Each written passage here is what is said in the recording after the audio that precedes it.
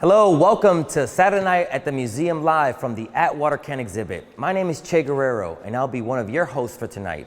This show tonight, the exhibit that you can come and experience yourself, the story game you can play while you're here, one of three, which we're gonna be playing tonight, and the stories you're gonna hear later on from storytellers who are on the Philadelphia Revealed podcast, has all been possible because of a collaboration between Drexel University, the Pennsylvania Academy of Fine Arts, WHYY, and First Person Arts.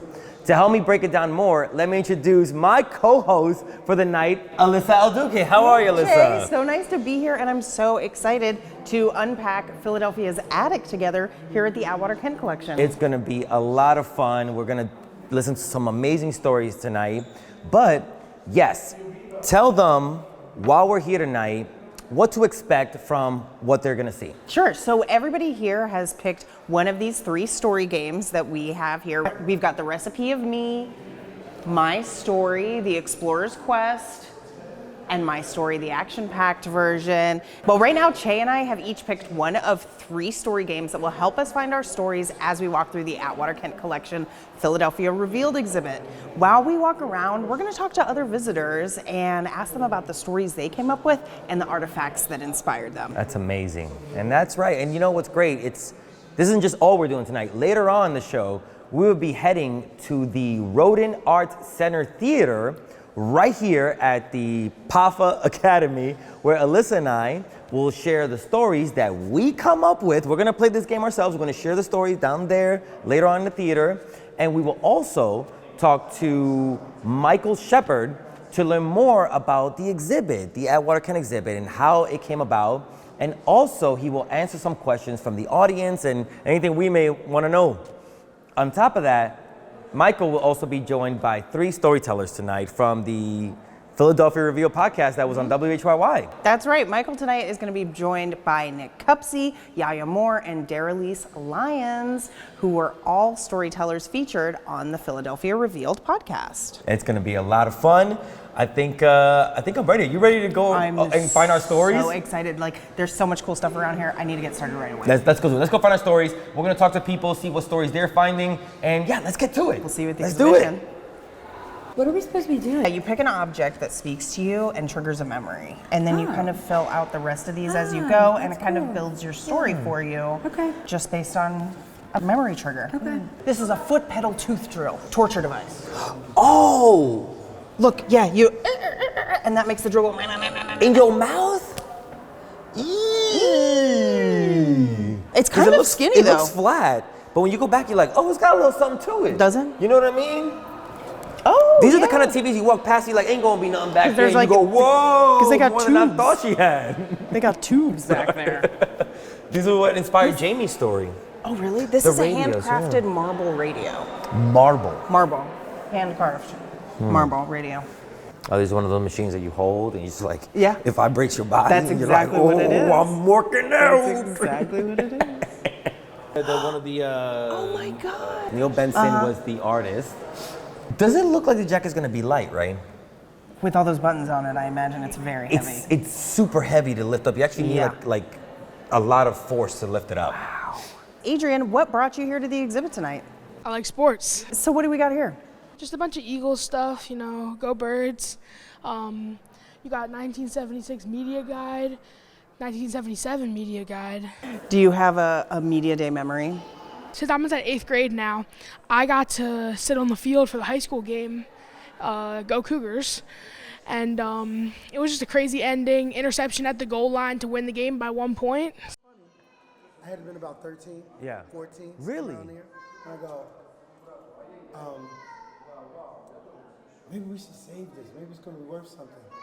You know what I remember mostly about this? Yeah. It's all weathered looking, right? Right. This was a brand new crispy newspaper when I delivered it. Yeah. So Chris, when he was 13 years old, actually was one of the people. Now that I'm looking at it, in 1982, I was about 14 or 15. He delivered one of the last papers of the city for the Bulletin. Yeah. Back when children still delivered newspapers. Yeah. You know, that's what I did. And I did the Inquirer in the morning at 5 in the morning before I went to school. Yeah. Then when I got off of school, since I was only paper boy, I delivered the Daily News and the Bulletin. in my neighborhood. I used to have it delivered to our house when I was a kid, and it was like, I guess it came like at 4:30 or 5 o'clock. I was a news hound when I was like 8, It was like, Still okay. the same way now? Still am, yeah. The Inquirer was in the morning. Yeah, the And Inquirer's in Bulletin, the morning. which Yep. they said in Philadelphia, nearly everyone reads the Bulletin. I think was the same. We have the little wagon too. Somebody was like, the kids coming around with them and everything. No, I'm not that old. I am. Inmate, it's a. Yeah, this is a powerful piece of history right here in this section. Do you remember when that water main burst like 10 years ago? And they were like, oh, there's this huge water main. It's like from 1850. So there is still in the city some of the pipe works. Isn't that nuts? This is what it's like to live in an old city.